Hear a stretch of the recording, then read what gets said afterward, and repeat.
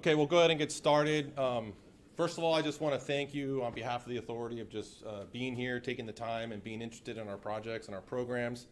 We're here today to talk about RFP 18-6, Strategic Development, Management, and Corridor-Wide Support Services. And just a little bit about who we are. So I think everyone knows, I'm sure, CCTA, but for those of you who don't, we're a self-help county. We're a sales tax authority. We manage a $2.7 billion suite of programs and projects funded by Measure J. This particular RFP is funded 100% by Measure J. We also are responsible for managing the expenditure plan in terms of delivering the projects and programs. These are some of the projects and programs that we have, from anything from transit to ferries to large infrastructure projects. So a little bit about Innovate 680. So where this all started from was originated from our countywide transportation plan. And through that plan and through extensive public outreach and working with our corridor partners, we've developed the Innovate 680 program. And these are some of our corridor partners. We have formed a policy advisory committee and a technical advisory committee to really oversee the development of the program as we move through project development.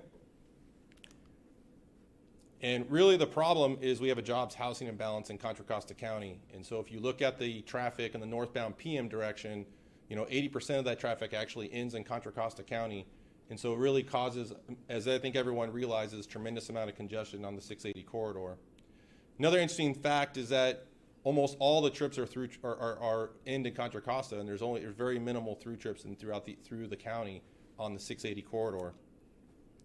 And really the problem we have is that if we really don't do anything by the year 2020, congestion and travel and delays are going to quadruple over time. And so that's really the purpose of Innovate 680, is really to look at the corridor as a whole in terms of some of the capital improvements that have been in place, and then what are some of the strategic capital improvements in the future to really bring some operational improvements in the corridor. But one thing I think everyone realizes is that the corridor is very transit poor, it's physically constrained. And so really we're trying to ask ourselves, how do we solve congestion without adding capacity in the 680 corridor?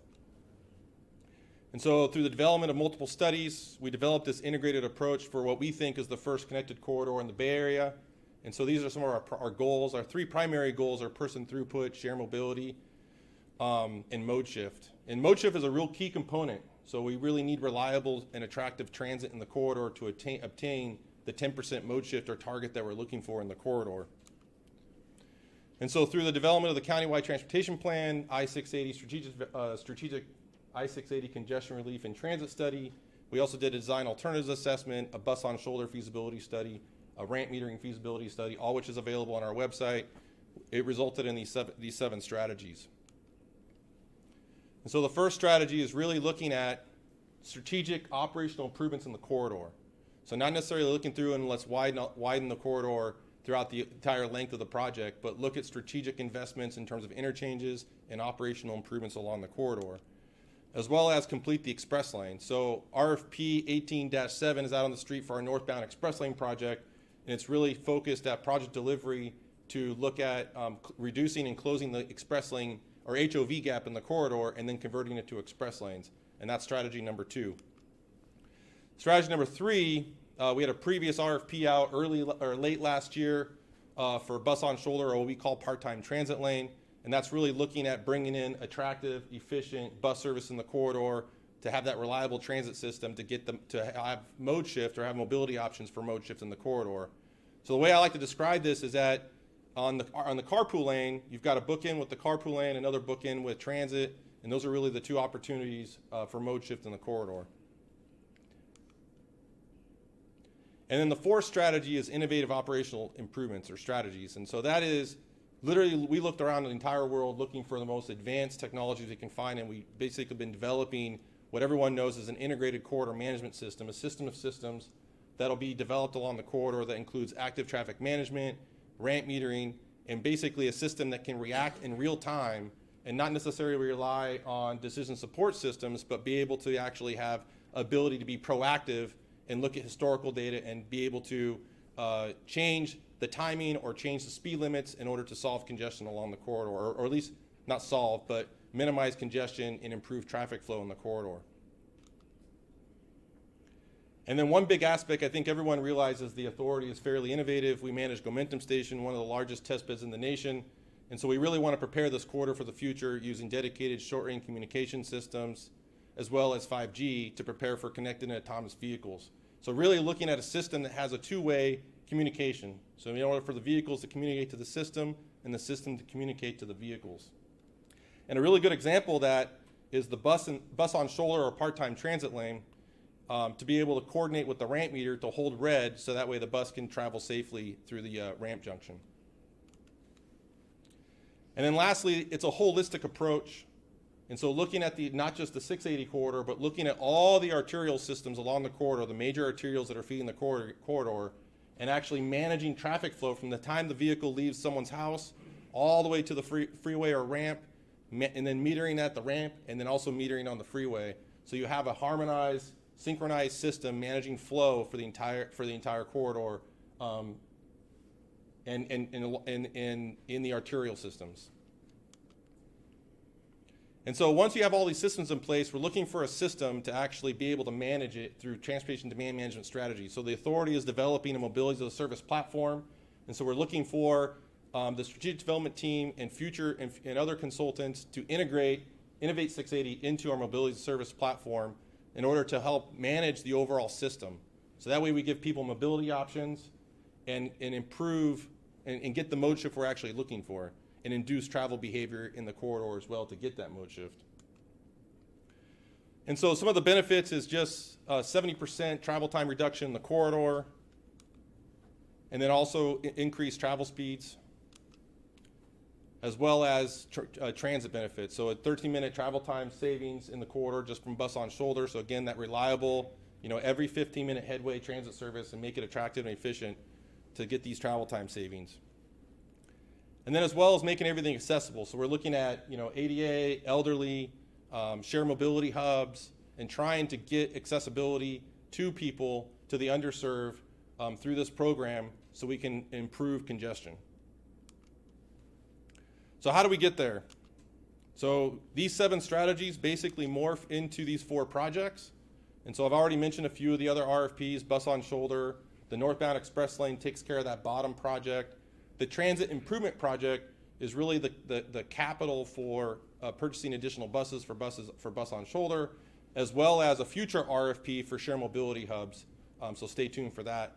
And then the top project is really the advanced technology project. So all things technology. So essentially strategies 4 through 7 are basically bundled in that advanced technology project. And so we'll be relying on the system manager, and I'll get into that a little later, to really help us understand how to deliver that particular project. So our overall project schedule is basically a 5-year program. We're looking at implementing the bus on shoulders within the next couple years, as well as some initial implementation of the innovative operational strategies like ramp metering. And then lastly, some of the heavier infrastructure projects towards the end through the northbound express lanes PAED project to help cool those hot spots and complete the express lane network. So we're really looking for an innovative team. So I realize the way we've crafted this RFP, and everyone's proposing on certain disciplines, that this is really a shotgun marriage. And so what we're really looking for is people who can really bring some creative ideas to the table, people who are looking to be innovative, and really a commitment to streamlining the delivery of the project, and really a commitment to not delivering obsolete technology. And so these are some of the things that we're putting in the RFP to really make sure we're all working together as an integrated team. And this org chart was in the RFP and some of the other RFPs, and this is the way we plan on managing the overall Innovate 680 program. The first starts with the Executive Steering Committee, which is essentially the Executive Director of CCTA, Randy Iwasaki, as well as the Executive Director of MTC, Therese McMillan, and then also Tony Tavares, District 4 Director. And then the program leadership team is really at the deputy level, so that would be myself and deputies at MTC as well as Caltrans. And then the Policy Advisory Committee has already been formed at our Regional Transportation Planning Committee level, and those are essentially hand-picked elected officials from each of the cities along the corridor to help us make policy decisions along the way as we're developing it. And then the Technical Advisory Committee is really at the TAC level, So those are comprised of public works director, city engineers, et cetera. And then the program manager for the CCTA, that's myself. And then the corridor manager is going to be a makeup of the corridor manager or corridor management discipline, as well as a corridor manager from Caltrans. And really what we're expecting is the corridor manager to really help us manage the Caltrans innovation team, which is basically hand-picked folks from Caltrans to oversee the integration of the projects at the Caltrans level, and then also oversee the strategic development team and manage all those contracts on behalf of the authority. And then at the lower level, you have the project delivery teams, and that's where where the real work is actually getting done and and delivering each of the projects to successful delivery to meet the milestones and obviously the budget of our program. So that's what this RFP-6 is for, is that boxed area. And so let's talk a little bit about the RFP. These are some of the key players. So I already mentioned Randy Iwasaki, our executive director. My name is Timothy Hale, deputy executive director, also the program manager, and also be looking at working directly with the corridor manager. Lindsay Willis is directly overseeing the public engagement discipline, so I don't know if she's here. Nope. And then Martin Engelman, he works on our traffic demand modeling and operations. He's here in the back corner. Jack Hall is going to be working with the system manager and oversighting the advanced technology project. So Jack, right there.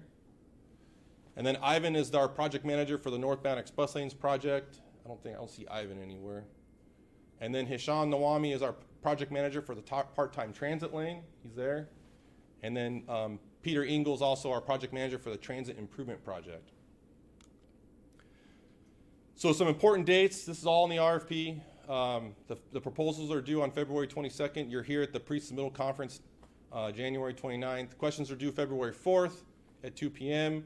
And those are actually going to be submitted through Planet Bids. So we're not accepting any questions via email. So make sure all your questions are submitted through Planet Bids. Tentative interview date, we're looking at the week of March 11th, March 18th. We're trying to finalize those dates right now based on availability of the evaluation panel.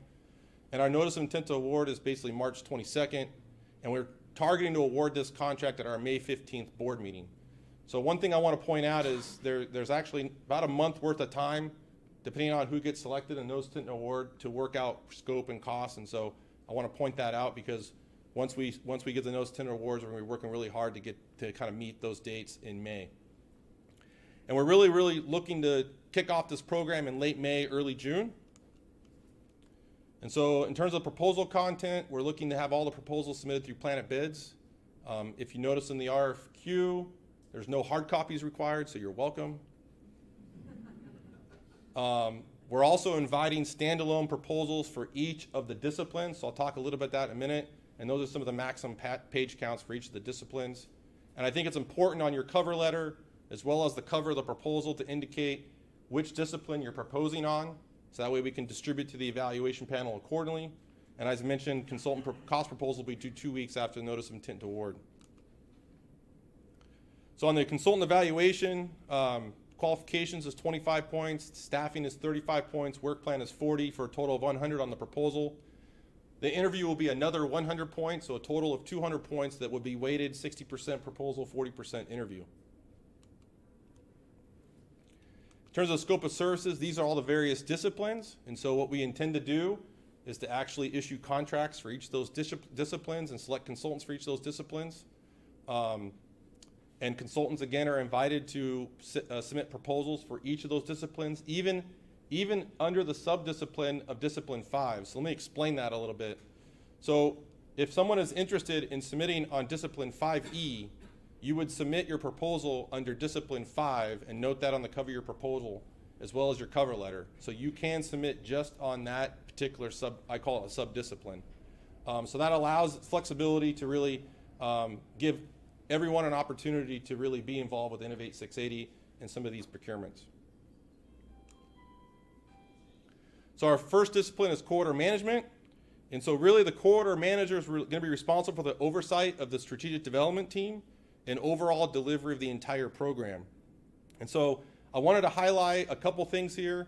The project corridor manager is really going to be my personal go-to person on the entire program. The project coordinators, I want to clarify, those are actual project managers. And the reason why I don't call them project managers is because at CCTA we call ourselves project managers, and the consultants that are supporting us at the PMO level, we call them project coordinators. But essentially what's happening is a CCTA project manager is essentially at a principal role, and the project coordinators are really doing the day-to-day work, managing the project on behalf of the authority. And then project controls is going to be of importance on this project. We are implementing eBuilder right now, and as our project controls, project management software, Innovate 680 will be our first project or program of projects to be used with eBuilder. We'll be looking for this team to use it, implement it, help implement it, as well as find creative ways to do reporting to both the executive steering committee as well as the project leadership team. So public engagement, to clarify, the reason why we kind of did this is that this discipline will actually do all of the program level outreach and technical outreach at the project level in support of any environmental documents at this discipline level or with this contract. And so that's intended to keep the message and the work consistent throughout all the projects. As you can tell, there's a number of projects. We're right now at 4 projects. I'm envisioning the advanced technology project to be split up into multiple projects as well. So at the end of the day, we could have with a dozen projects. And so I want to make sure that the messaging, the communications, the collateral is all consistent across the entire program. And so that's why we wanted to kind of roll all that work up into one discipline to support the overall program. And we're really looking for out-of-box thinking, and that's consistent across the entire program. I forgot to mention that at the beginning. So Innovate 680 is not about just innovating the corridor, but it's also innovating the process. So we're really looking for out-of-the-box thinking in terms of streamlining delivery, because one, we don't want to deliver obsolete technology, but also we want to make sure that we're looking for creative methods to engage the public in this particular discipline. Traffic demand modeling, traffic operation analysis, real similar to public engagement. This discipline or a consultant will prepare a traffic model for the entire program and then also prepare the individual traffic operation analysis reports in support of all the project level documentation. And if there's any performance metrics or any additional documentation required, say for example, bus on shoulder for CHP, this consultant will provide that documentation in coordination with the bus on shoulder consultant. So this is an all-in-all traffic modeling, traffic operations for the entire program and all the projects. And again, we're looking for out-of-the-box thinking on methodologies to streamline the individual traffic reports at the project level. So system management, this is actually working on the program level concept of operations, system engineering management plan to really develop the one system that's going to oversee all of the advanced technologies. And so we're really looking for an integrated, coordinated operation of all the transportation management assets in the 680 corridor, as well as develop a system of systems. So that way we have the ability to know what's happening in the entire corridor and also have a solution that shares data easily across all the system boundaries, as well as over jurisdictional boundaries. So in other words, a system that can work across different cities as well as Caltrans and MTC. So once the system is developed, this consultant will actually develop additional procurement documentation to hire consultants to do the actual project delivery of the individual projects that are identified in the strategic deployment plan. And then the corridor-wide support services. This is really intended to hire consultants really at the discipline level to really look and get that expertise to look at engineering, right-of-way, utilities. Everyone knows that projects always get hung up with right-of-way and utilities. And either we will have Caltrans or the county do right-of-way acquisitions for each of the projects. But we really need a go-to person to keep track of the county, keep track of Caltrans, and make sure that things are staying on track relative to utilities and right-of-way. So we're not asking, for example, we're not asking the utility manager to prepare, the detailed documentation like claim letter to owner, notice to owners, all that'll be done at the consultant level at the individual projects, but this is really making sure that each of the projects are staying integrated, as well as be the face and kind of single point of contact for the overall program for right-of-way and utilities. So that way the utility manager, that way the utility companies are not being confused by having multiple contacts from multiple consultants at the project level. And similarly for the right-of-way. So again, some important dates. Proposals are due February 22nd at 2 p.m. So we really, in the interview dates, we March 11th or March 18th, the week of March 11th, March 18th. And then again, will be notice intent to award March 22nd. So I really appreciate everyone being here and happy to take anyone's questions. I guess I failed to mention that we are recording this and we will post it on Planet Bids as well as YouTube for anything that you want to go back and listen to. So, I'm open up to questions, and thank you very much.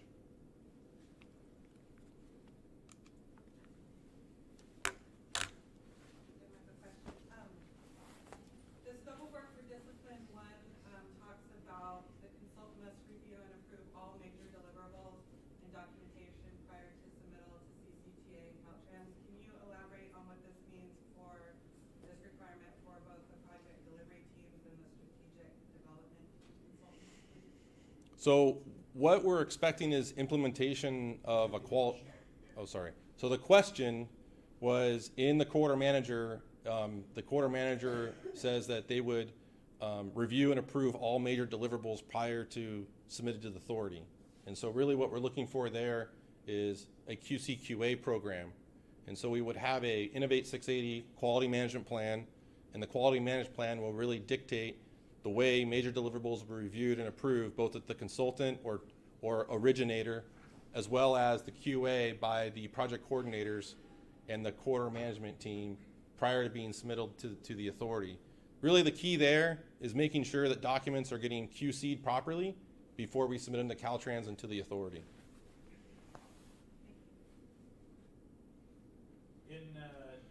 For Discipline 4 system management, can you clarify the role of that system manager compared to Discipline 5A, the engineering manager, as it relates to the responsibilities for, say, the design of the advanced technologies project or any of the other projects that you have?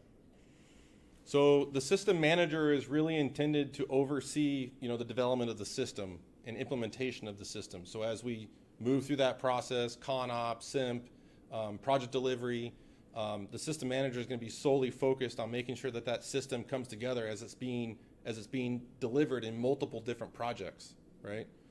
The engineering manager is doing the same, but at the engineering level across all the projects, right? So it's kind of I would say like a matrix organization to where the engineer, each project is going to have an engineering manager or a project engineer, and they're going to be developing engineering documents and so forth.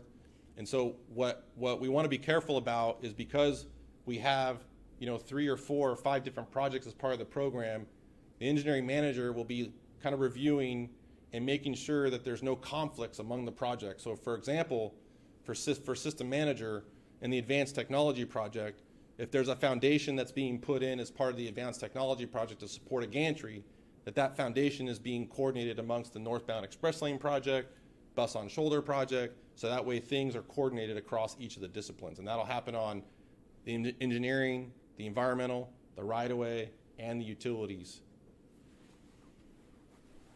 So related to that, there's one point in the RFP says requirement for a professional engineering license for the submittals. Is that only specific to those disciplines in which the engineering is covered, or do all the other disciplines and proposals relevant to them require license? So wherever there's a need for a registered civil engineer, it should be required for each of those disciplines. In terms of like signing and stamping engineering documents. Okay, so per subject matter. Per subject matter. Yeah. So like on Discipline 3 for the travel command modeling and traffic operations analysis, would that not be required then? As long as Caltrans doesn't require a professional engineer to sign or approve the traffic document, no. Can you speak to the page limits and what you do or don't want? Particularly, I'm wondering about resumes, and if you want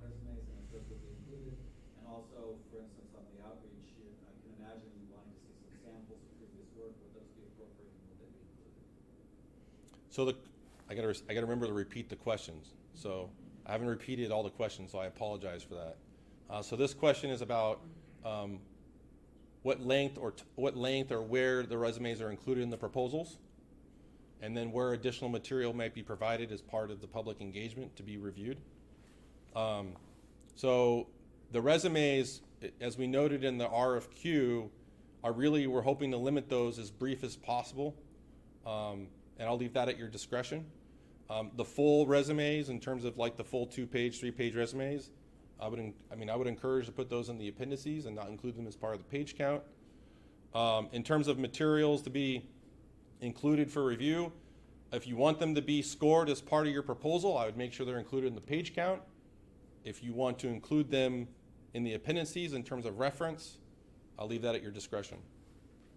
But if you want that material to be scored as part of your proposal, I would make sure it's included in the page count.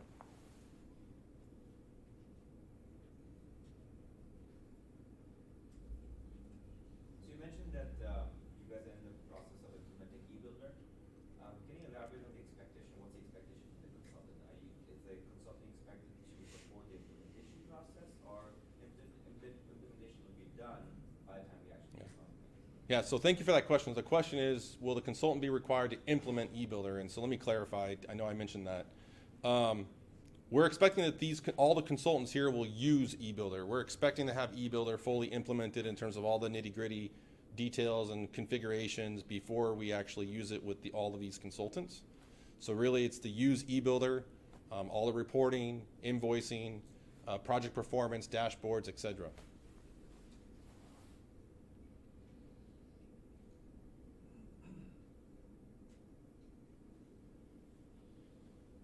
Yes, David. Is it correct that there's no numerical set aside for small business, local business, disadvantaged business on this project?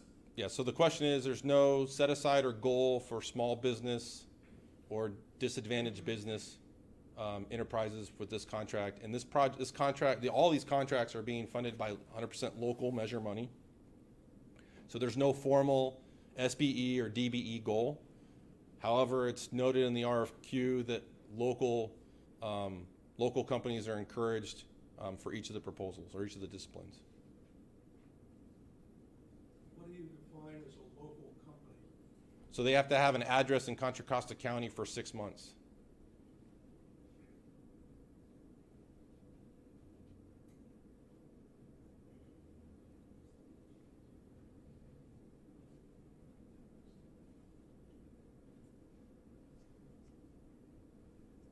Any other questions? So if a firm is selected for the pre-proposal meeting, and regardless of the discipline, would that be precluded from the future project down the line? For example, like the system integration project or one of those 4 projects, like integrating ICN, ATMS, those type of work. So the question is about conflict of interest. So if you're selected as part of these contracts, are you precluded from future contracts relative to specific project delivery, right? And the answer to the question is yes. And so we're specifically making sure that we're not having the same consultants review their own work. So that's going to be, we want to make sure that we're not doing that. And so we want to make sure, yes, that if you get selected as part of this, you'll be precluded from future procurements. And I think it's been noted in several areas in the actual RFQ.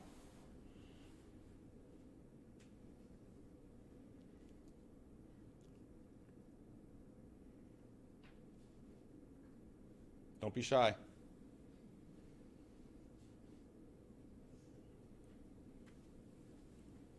Tim, do you mind going back to the schedule slide and just talking through a little bit high level, the one that you had to put in like 2025, the program schedule one? Sorry. I mean, so the question is, please review the high-level schedule. So this is a high-level schedule that we've been using for the last year or so for the entire project. I I will be honest with you, it's a little confusing because it doesn't necessarily marry up with the actual projects that we're looking at. It's more focused on the actual strategies, the 7 strategies. And so really what in 2018 and 2021, expanding the express lane network. So that is our current southbound express lane project that's under construction today. So that's what we mean by expanding the express lane network. TDM strategies, we're actively looking for doing pilots and looking for opportunities to do TDM, such as we have a pilot with a few other companies, app companies. They're providing TDM strategies, as well as, we want to basically get, if anyone's going to ask me what was going to be the first 2 things we want to do in the corridor, that would be bus on shoulder and ramp metering. So that's why you see implement the adaptive ramp metering in 2018 to 2021, as well as bus and shoulder in 2021 to 2023. As everyone, I think if everyone knows, we continue to test the shared autonomous vehicle at Bishop Ranch, and that's our solution for first and last mile, which is strategy number 6. And from 2021 to 2023, kind of building on that, we want to complete and implement the rest of the advanced technology project between 2021 and 2023, and then start looking for early deployment of the shared autonomous vehicle. And then in 2023, 2025, again, that's that large infrastructure projects. And so it's going to be really important to coordinate that infrastructure work with some of the other, obviously the other strategies and projects. But because everyone knows that you're doing an ISEA, MD, FONSI potentially, that's still to be determined based on the consultant work. But it's going to take 3 to 5 years to really deliver that project. So as well as that northbound express lane project is estimated to be about $350 million, so it's also pending funding as well. So that's how that project schedule works.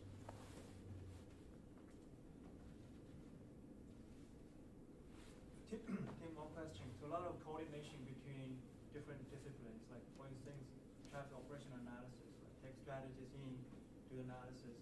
The coordination would happen between the discipline consultants or through the corridor manager, and then down to the discipline consultants. So the question is, how does the disciplines coordinate with the corridor manager and the other disciplines? Is that kind of the question? Disciplines or through the corridor manager, and then goes down. So the answer to that question is really both. So we're really looking for a seamless, integrated team. So the corridor manager will be certainly coordinating with the disciplines, right? But then there'll also be, if I can go to that, there'll also be coordination. At least I'm envisioning there's going to be coordination with the project delivery teams directly as well, just to keep things moving and efficient, as well as obviously making sure that the corridor manager is in the loop, right? But really the corridor manager needs to stay in the loop on all coordination amongst the entire team, the integrated team, the PDT, and also with the individual disciplines with the strategic development team. And really that'll be my job as the program manager, is to make sure that everyone stays coordinated, everyone's getting what they need at the right time. In terms of for example, like traffic modeling, everyone knows that's an initial critical path item for all these projects. And so it's going to be important to make sure that with all of these different consultants at the PDT level, we're making sure we get their needs and requirements to be able to prepare, say, the traffic methodology memorandum, so that way you're getting those approvals with Caltrans. Answer your question? Yes, thank you. I think I understood you to say that CCTA is developing its own MAAS app. Could you speak a little about that? Who's doing it, what timelines on, what features it will include? So we haven't decided if we're going to develop our own app yet. We are exploring partnerships. We're getting ready to do a concept explorations for mobility as a service to better understand what steps need to be taken to implement that particular project. We're also waiting on an advanced transportation congestion management technology deployment grant that we submitted last year. We're waiting to hear back on that. But in a nutshell, basically what that is a mobile application where you would put in your origin, your destination, and it would basically put together different modes to meet your trip and journey needs. You would schedule, pay, track, and then receive rewards or incentives for that particular journey. But it sounds like right now it's in-house and Very, very beginning stages, and it's in-house. Yeah. So we haven't determined whether we're going to do an RFP for that yet, or it might be delivered by another regional agency. There's a lot of regional coordination really circling around mobility as a service right now.